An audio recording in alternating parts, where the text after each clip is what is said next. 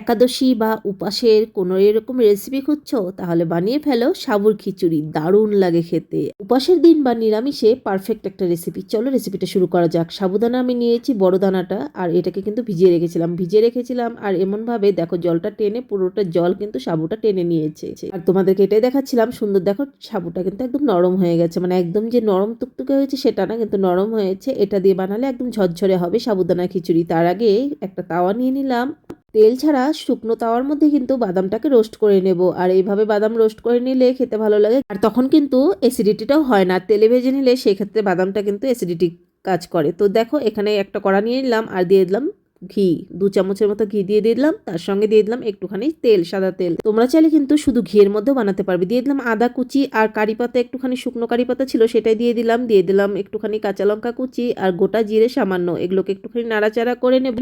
কারি পাতা যদি থাকে দেবে, না থাকলে না দিলেও হবে। আমার কাছে শুকনো কারি পাতা ছিল সেটাই দিয়ে দিয়েছি। আর এখানে আলুগুলোকে কিন্তু ছোট ছোট গুট করে কেটে নিয়েছি। দিয়ে দিলাম আলু, তারপরে দিয়ে দিলাম কিন্তু পরিমাণ মতো নুন।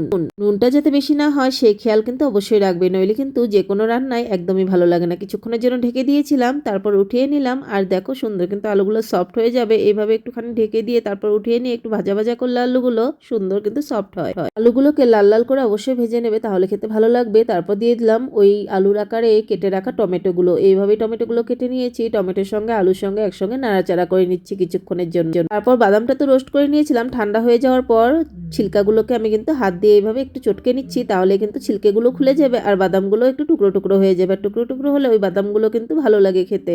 আর এখানে আলু আর টমেটোটা কিন্তু একটুখানি ভাজা ভাজা করে নিচ্ছি। আর ওইদিকে সাবুটা তো ভিজিয়ে রেখেছিলাম, জলটাও টেনে নিয়েছে। ভিজানো সাবুটা কিন্তু দিয়ে দিলাম। দানাটা অবশ্যই বড় দানা নেবে, তাহলে এই খিচুড়িটা খেতে ভালো লাগে। সাবুটা দেওয়ার পর একটুখানি নুন দিয়ে দিলাম 1 চামচের মতো চিনি। এতটুকুই চিনি দিলাম, বেশি চিনি দেবো না, বেশি মিষ্টি হলেও খেতে ভালো লাগবে না। সাবুটা দেওয়ার পর একটুখানি নাড়াচাড়া করে নিচ্ছি। আর এইভাবে যদি সাবুদানা খিচুড়িটা রান্না করো, আমি যেভাবে করছি একদম ঝরঝরে হবে, একটা গায়ের সঙ্গে একটা গায়ে লাগবে না সাবুদানাটা। এর আগে অনেকদিন আগে আমি শেয়ার করেছিলাম, সেটা একটু অন্যভাবে করেছিলাম, কিন্তু আজকেরটা একদমই অন্যভাবে করছি। এইভাবে বানিয়ে দেখো, সাবুদানা খিচুড়ি দারুণ লাগবে। একটুখানির জন্য ঢেকে দিয়েছিলাম যাতে সমস্তটা একসঙ্গে মিলেমিশে একাকার হয়, সেটা খেতে ভালো লাগবে। তো দেখো একটুখানি ঢাকনা দেওয়ার পর উঠিয়ে নিয়ে একটু নাড়াচাড়া করে নিচ্ছে। এভাবে সাবুদানার খিচুড়িটা কিন্তু তোমরা নিরামিষ দিনে বা একাদশী বা যে কোনো উপাসে কিন্তু বানিয়ে খেতে পারো, দারুণ লাগে। তো ছিলকাগুলোকে তো ফেলে দিয়েছি, দিয়ে দিলাম বাদামগুলোকে। রোস্টেড বাদাম দেওয়ার পর একটু ভালো করে নাড়িয়ে চাড়িয়ে নিচ্ছি। বাদামটা অবশ্যই কিন্তু নামানোর আগ দিয়ে দেবে, তাহলে একদম মুড়মুড়ো থাকবে বাদামগুলো, সেটা খেতেও ভালো লাগবে। দেখো নাড়িয়ে নিচ্ছি আর দেখো কত সুন্দর ঝরঝরে হয়েছে এই সাবুদানার পোলাওটা।